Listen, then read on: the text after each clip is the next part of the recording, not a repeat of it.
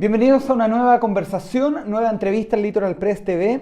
Hoy vamos a hablar de derechos humanos, vamos a hablar de un congreso que organizó la Universidad San Sebastián, donde invitaron a personajes de diferentes países, expertos de diferentes nacionalidades que vinieron a abordar los desafíos, las propuestas en esta materia. Queremos saber de qué trató y también, por supuesto, conversar de este importante tema que no es primera vez que lo abordamos en Litoral Press TV, y para eso hemos invitado nada más y nada menos que al decano de la Facultad de Derecho y Ciencias Sociales, el señor Rafael Rosell Aikel, que nos acompaña acá en nuestro canal.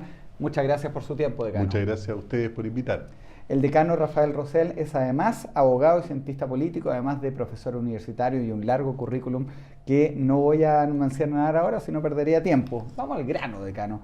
¿De qué se trató este congreso? ¿Por qué quisieron poner este tema en el 2017 en discusión y cuáles fueron las conclusiones? Este congreso comenzó el día 23, está terminando en Concepción, lo hicimos en Santiago de Concepción.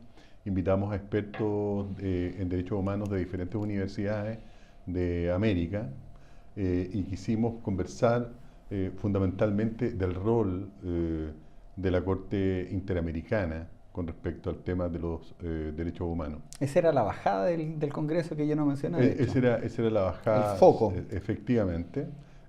Nosotros entendemos la labor maravillosa que hace la Corte con respecto al tema de derechos humanos y esta supervigilancia que realiza subsidiariamente con respecto a violación, por ejemplo, de derechos humanos en algunos países. Pero también nos preocupa qué pasa con respecto a la soberanía de los estados cuando hay un dictamen de la Corte que puede incluso ir en contra del texto expreso del país. Eso quisimos conversar y profundizar, cuestiones que normalmente no se tocan, ¿no? en los ambientes académicos, sino que uno siente que tiene una mirada más bien o ideológica o más dogmática, y nosotros quisimos dar un contexto de carácter jurídico donde pudiéramos conversar estos temas con tranquilidad. ¿Y cuáles fueron las conclusiones? ¿A qué llegaron? ¿Qué concluyeron? Bueno, vamos a sacar un libro muy bien. el próximo año con respecto a eso, pero en términos generales la conclusión más básica es la necesidad de que los juristas a nivel americano nos pongamos a conversar cuáles son las limitaciones y el control que eventualmente debería tener la Corte Interamericana de Derechos Humanos. La Convención, ¿no?, de San José de Costa Rica. Tenemos la Convención de San José de Costa Rica, que es una convención firmada por todos los estados, donde hay un texto expreso que, para ponerte en contexto, cada uno de los países, cada uno de los congresos nacionales ratificó en su minuto, y hoy día también la Corte empieza a interpretar ese texto expreso y de pronto aparecen algunos derechos que no están en el texto expreso, digamos, ¿no? Y hay ministros de la misma Corte que hacen fallos minoritarios señalando este hecho y la preocupación de esto. Entonces, la idea en definitiva del Congreso es ser una voz de alerta y profundizar mucho más en estos grandes temas de los derechos humanos que son tan importantes, digamos. Profundizar sobre el tema. Profundizar sobre el tema, profundizar hasta qué punto la Corte Interamericana puede obligar a un país a sujetarse a sus resoluciones. De partida, para comentarte, la Corte es subsidiaria, o sea, si no existe dentro del país en que se violó los derechos humanos una respuesta adecuada desde el punto de vista jurídico, tú puedes ir a la Corte Interamericana y ella en definitiva va a fallar. Pero ese dictamen que ella dicta no es obligatorio para el país. Entonces, es interesante, yo ayer escuchaba a dos personas de la comisión, no de la Corte. No es vinculante. No es vinculante. Ya. No es vinculante. por lo tanto no es obligatorio, ¿no? Para el país. Escuchaba a dos personas de la Comisión Interamericana, no de la Corte, que la Comisión es la que ve los casos primero y después se los entrega a la Corte. Y entonces interpelaban a la Presidenta de la República y le decían, bueno, ¿y cuándo va a salir la ley de las 3 causales sobre aborto? Entonces tú dices, ¿por qué ellos interpelan a la Presidenta de la República, digamos? Si esto es un tema que se está viendo en el Congreso Nacional, con la Presidenta de la República que es colegisladora en conjunto con el Congreso, ¿me entiendes? O sea, hay una cierta injerencia en algunas materias que pareciera que va más allá del mandato entregado por la Corte. Decano, usted decía que quisieron profundizar sobre esto. A la otra facultad, que es la de comunicaciones, los periodistas nos dicen que tenemos un océano de conocimiento, pero con 1 centímetro de profundidad. Yo, aprovechando su presencia acá, quiero hacerle preguntas muy básicas, así que me va a disculpar per se de eso. ¿Qué son los derechos humanos? Mira, todo ser humano cuando nace, todo ser humano por solo nacer, tiene una serie de derechos que son inalienables a él y que pertenecen a su propia dignidad, a su dignidad como persona, ¿no? El derecho a la vida, por ejemplo. Evidentemente ese es un derecho humano reconocido.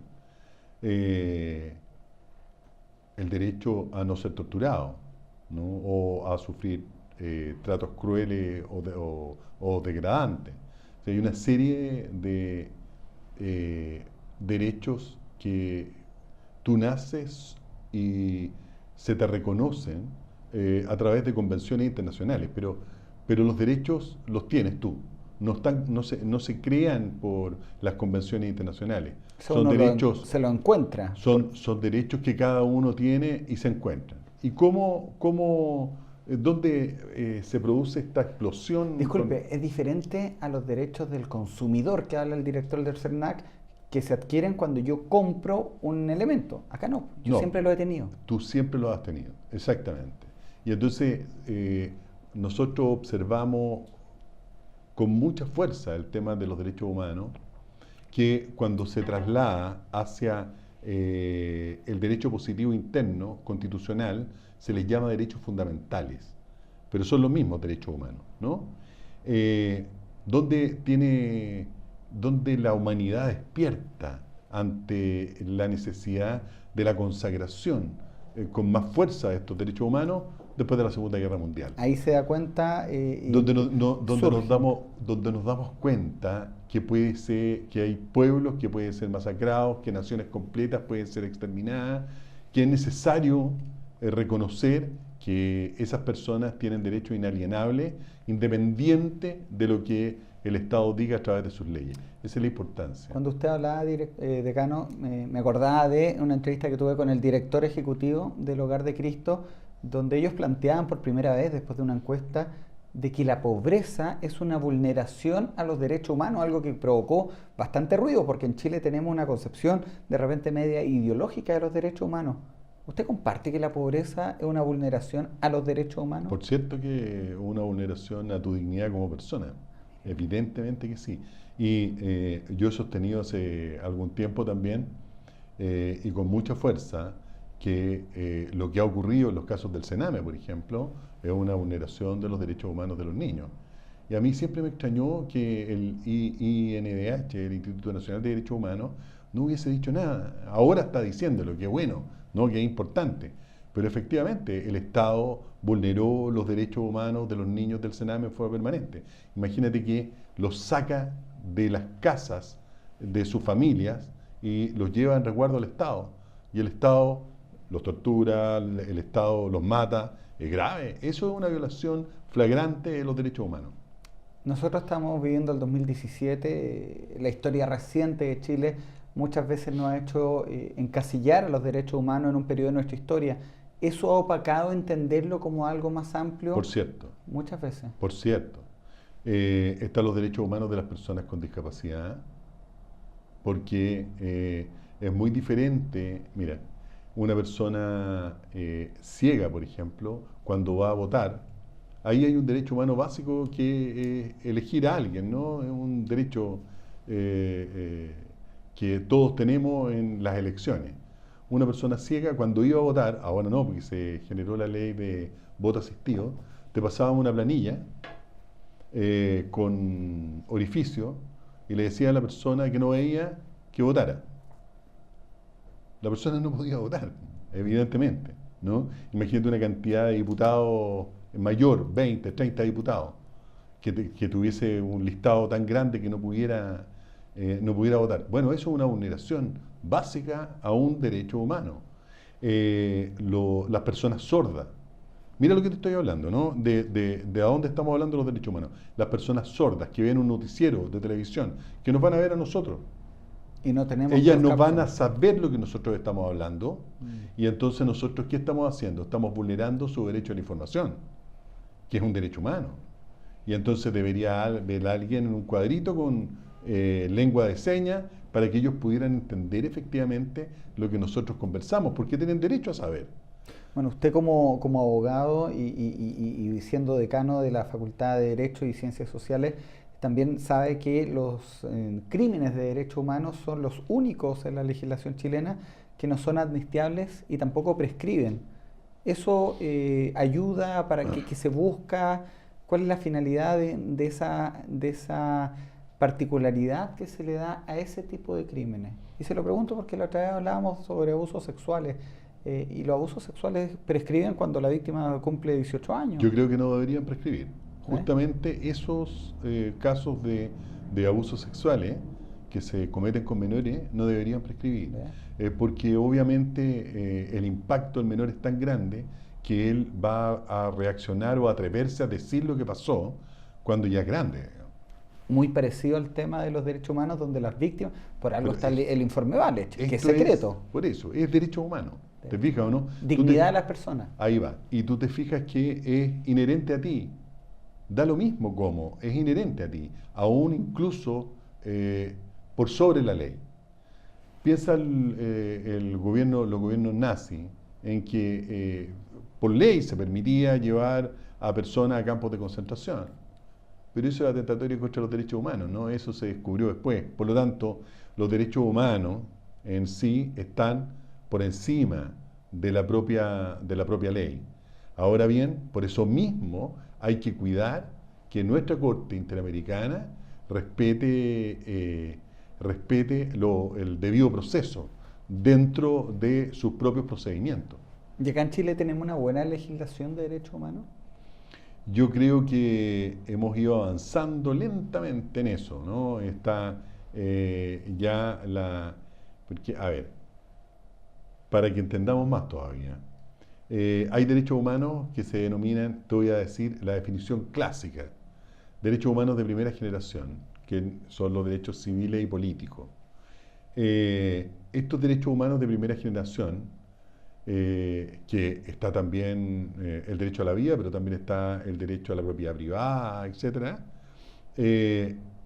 nacen después de la Segunda Guerra Mundial y tienen un contexto ideológico determinado, si tú te fijas, ¿no? Si te estoy hablando del derecho de propiedad. Claro. Y luego nacen los derechos humanos de segunda generación, que ya es más bien visto desde la perspectiva, una perspectiva ideológica más social. Por lo tanto, vienen los derechos sociales. Y estamos hablando del derecho a la educación, el derecho a la seguridad social, el derecho al trabajo. O sea, los derechos humanos han ido evolucionando también y con una mirada diferente según sea el sector que lo está manejando, pero al final es un todo y se complementan. Y hoy día hay una cosa más extraordinaria todavía, que la tienen, la han aplicado en África, la Corte Africana, que son los derechos humanos de tercera generación referidos a colectivos, a pueblos completos. Bueno, pregúntenle a Ruanda. Por ejemplo. Los Tutsi. Por ejemplo. ¿Te fijas? Eso no está en América, no está en Europa tampoco. Esto es una primera aproximación que se está haciendo desde África. Bueno, desde esa perspectiva, decano, y ya para encaminar la parte final de la entrevista, nosotros hablamos de las conclusiones, vimos el caso chileno, comparamos también con legislación comparada, pero a mí me faltaba preguntarle qué desafíos quedaron pendientes como término del Congreso. El primero es el trabajar los juristas con respecto al tema de la Corte, a los procedimientos de la Corte, analizar qué ocurre con las aplicaciones de la sentencia y la soberanía, ¿no es cierto?, de cada uno de los estados. Desafío pendiente en términos generales, seguir promoviendo los derechos humanos en toda su extensión y que no se limiten o que no los miremos ideológicamente. Los derechos humanos son de los humanos, así tan simple como eso, digamos, ¿no? Pertenece a la persona humana y no está radicado en una persona determinada. Por lo tanto, es tan importante que el Estado y además las universidades, como la Universidad de San Sebastián, promueva también esos derechos. Yo creo que esos son los desafíos, ¿no?, a futuro, avanzar más en eso. No quedarnos solamente en un tipo, como tú muy bien dijiste, en un tipo de derecho humano que, porque vivimos un periodo muy duro y muy terrible en este país, pensamos que solamente se acota ahí el tema de los derechos humanos.